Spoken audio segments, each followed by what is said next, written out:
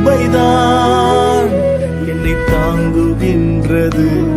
உங்க கிருபைதான் என்னை நடத்துகின்றது. உடைக்கப்பட்ட நேரத்தில் எல்லாம் என்னை உருவாக்கின கிருபை இது.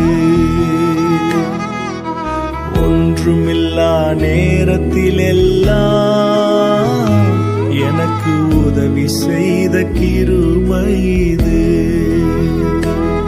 கிருபையே கிருபையே மாறாத நல்ல கிருபையே.